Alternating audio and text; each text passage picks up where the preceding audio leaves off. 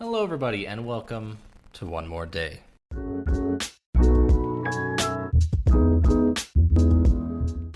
Now, this episode was originally so much better. So I'm recording this at 11 p.m. yesterday, for if you guys listen to this when it releases. The 1 hour before I was going to have it go live. And that is because when I recorded earlier with Addie, we made an amazing episode. Really good content, a really good quality. Well, we thought it was good quality. And I went back to edit it and found out that the audio file was messed up. And there was a loose connection somewhere in my microphone wires. So, that's really unfortunate. Addie has gone to sleep because I was like, it's okay, you go to sleep. Because once again, it's 11 at night. So, I'm going to try to do a little bit of a recap of what we talked about. I don't think this episode will be quite as long as what it was initially, but what I want to talk about is September 6th is my birthday, the day that this releases, and I wanted to, or I guess I had talked a little bit about each of my siblings, how I am who I am because of them, different ways that they shaped me. I talked about my love language. But the biggest part was I wanted to thank all of you who listen to this podcast every week or even just an episode or two. It really does mean the world to me. It's hard work getting all of this done. I don't think really any of you know or even care. But I do absolutely everything for this, What Is Us, and Legends of Athoria. And last week there were no episodes going out because I couldn't. My computer was down and out Sunday and Monday last week, and that's usually when I record for One More Day. And then I couldn't pin down Jacob so we could get an episode recorded for What Is Us. And then I couldn't get anyone else to do a D&D session for Legends of Athoria. So, I just simply didn't have anything to edit. But I do appreciate you guys sticking with me and supporting me and Sick Day Studios through this endeavor. But to kind of cycle back to what I was talking about earlier, and hopefully there's not a lot of microphone popping. If there is, I'm sorry. I as I can. Addie and I are going to look into getting a new microphone. I'm also very sorry if I'm a little quiet. I turned down my mic monitoring in hopes that would help it, and it looks like it's helping it a little bit, but I guess time will tell. So I am the fifth of 6 children in my family, and over the past probably year I feel like I've gotten closer but also kind of further to some members of my family. So let's just start and talk about how each of my siblings have kind of times that I felt closest to them and that we were tight, and what I kind of learned from them. So my eldest sister, a few years back, I guess probably like 7-8 years back actually, I would dog watch for her, or I would come and just hang out with her for a week or so, and we just kind of hung out, and it was awesome. Like, we would go places together, we would just sit and talk, and I learned some crazy things about her, she learned some stuff about me, and that was really fun for me, because growing up, she moved out when I was pretty young. She's, let's see, 10 years older than me? I don't know. That math could be off. I think maybe 9. That seems more accurate. Either way, she's quite a bit older than me. And over this past year, my dad had a stroke, and they kind of had to essentially remodel the entire house. And at that time, I was also going through some health issues that made it difficult to do manual labor, which I feel like such a wuss that I had to cop out because my dad is like the hardest person. That was weird. Hardest working person that I've ever even met. Like, he's told me times where he worked for like 36 hours in a row, and he knuckles down. He just gets it all done. And the fact that I couldn't even help restore their house is just, I felt like such a piece of crap, but there wasn't anything I could do about it. So that caused, or maybe it didn't, it was all in my head and I caused it, some distance between me and my siblings, because I felt like I didn't deserve their affection. I don't know. It's weird. Anyways, my next eldest sister, I remember a little bit more growing up, but last year and then the year before that, I guess the last couple of years, Addie and I actually lived in the same city as her and her husband and my two nieces. And we would go hang out with them all the time. We would go there at least once a week and have dinner, hang out, play board games, be nerdy, just have fun. And Addie and I missed that quite a bit. It was last winter. Our lease for our apartment in that city was coming up. And we're like, okay, yeah. Usually after the lease, it raises a little bit. And they were like, okay, next month you're going to pay an extra $250 going forward. And we're like, okay, well, we can't quite do that for this one bedroom, really crappy apartment and still pay utilities. So in a month, we had to find somewhere new. I had to kind of beg to be able to kind of permanently work from home and out of state, which was kind of unheard of at my job. And luckily I was able to get that. But everything happened so fast, we didn't even really like tell them or give a formal goodbye. And I felt so bad about that. I still do. Because it put off kind of like an air of like, oh, we don't care enough to tell you, or we were like trying to sneak leave, I guess. But that's not what happened at all. And I think they understand that. I feel bad. But that's when I was kind of tightest with them. And then my older brother is next. He's the third oldest. And I feel like we were tightest when I was little growing up. And I feel bad because we acted like brothers, kind of constantly fighting. But I remember without him and his influence on my life, this podcast wouldn't have happened. Spooks game wouldn't have happened. None of that. Because he's the one that first introduced me to video games. He's the one that first I played his Xbox original and his Sega Genesis. At one point we got a Super Nintendo. And I remember playing the PlayStation 1, the PlayStation 2, helping me with like Crash Bandicoot and stuff. And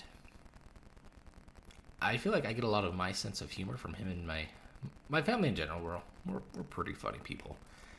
But a lot of the sarcasm and stupid jokes and love for stupid movies and random facts, I feel like I heavily got from him. And I feel bad because I was kind of a turd to him growing up. And he ended up getting the brunt end of it. And like him being the one getting in trouble for us fighting and stuff.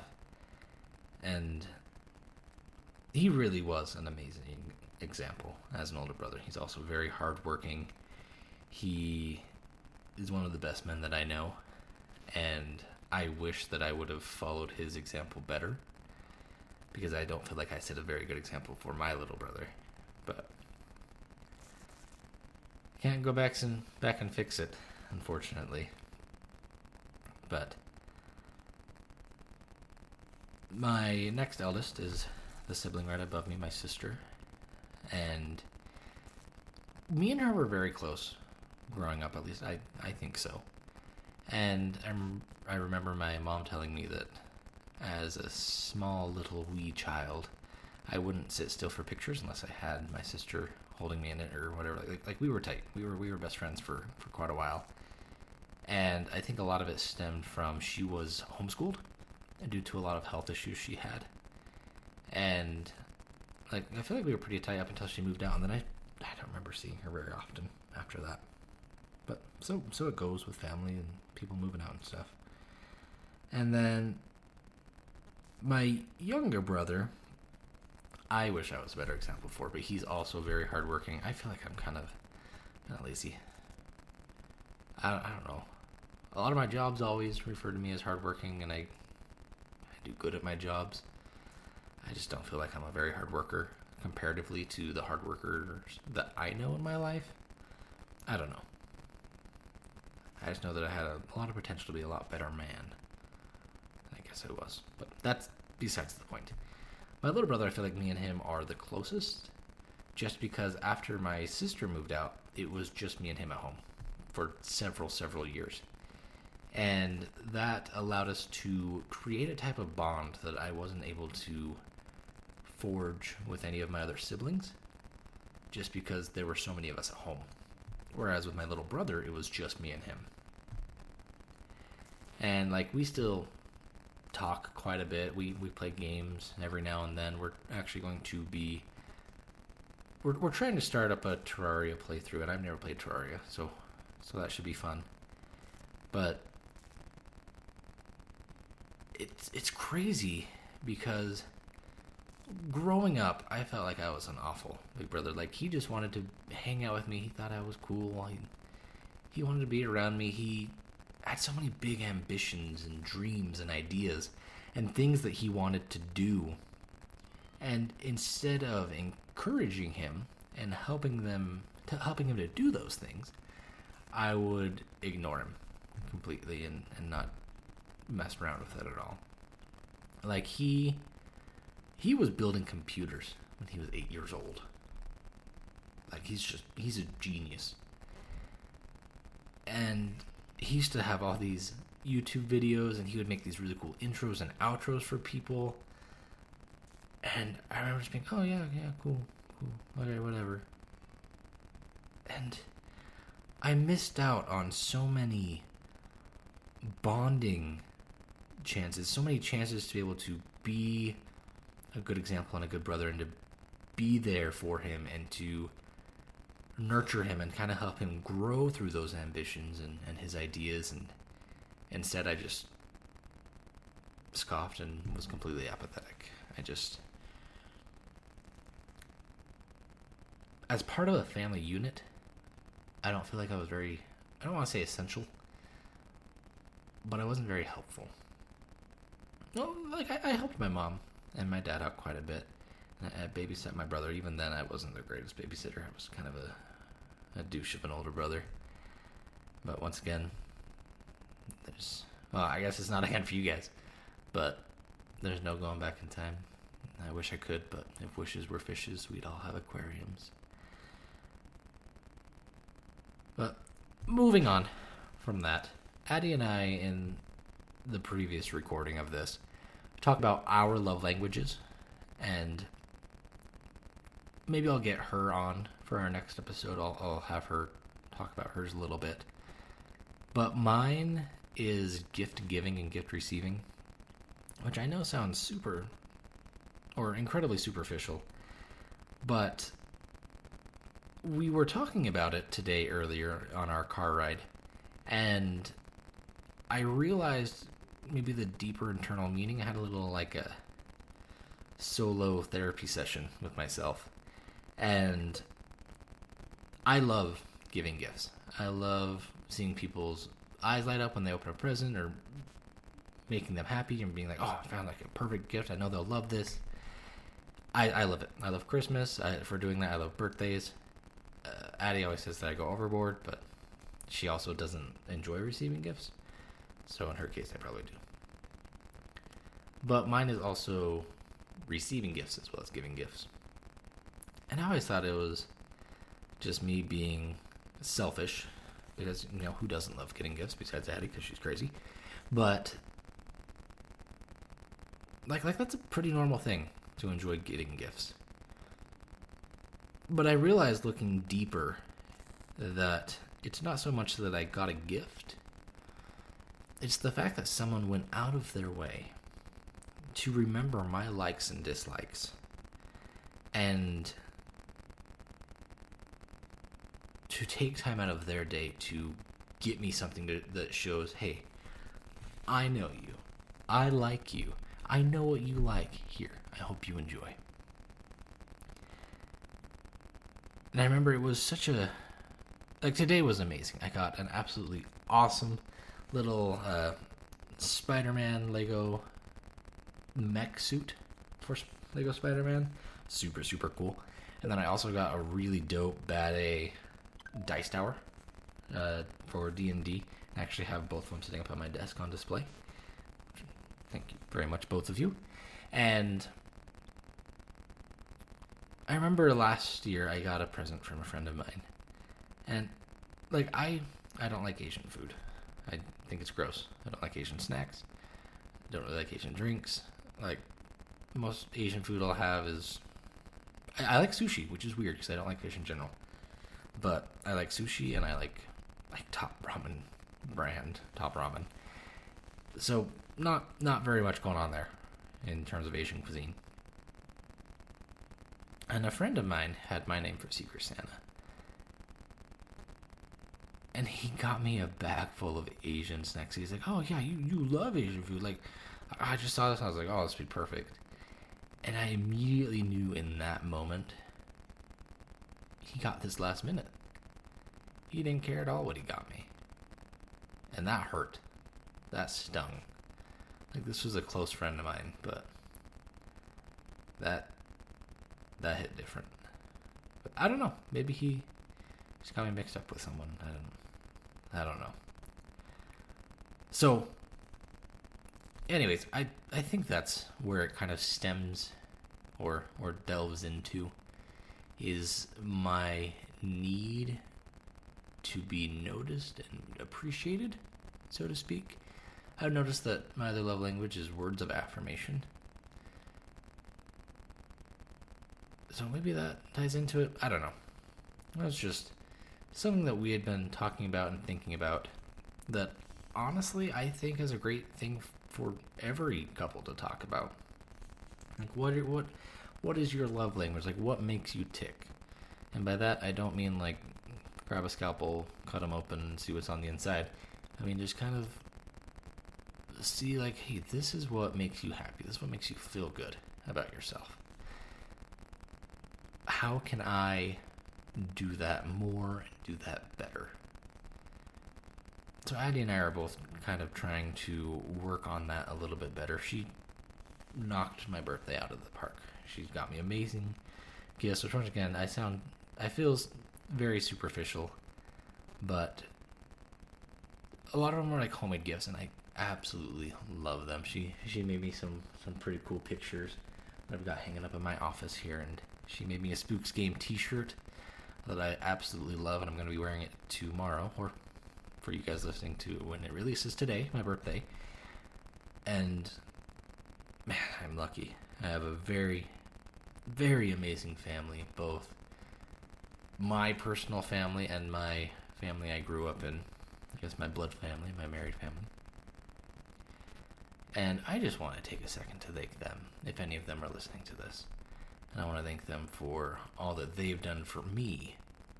Growing up, I know I was kind of a pain. I was for real a pathological liar, and still kind of am, but I'm really good at it now. You couldn't even tell. But I hope that they are able to look back and see how much they did do for me, even if it didn't seem like it. And I hope that they are able to realize that they really did make a difference in my life, at least. And I want to thank them if they are listening to this. I also thank them for listening to this podcast. It really does mean a lot, and it really does help me out. Because it's hard.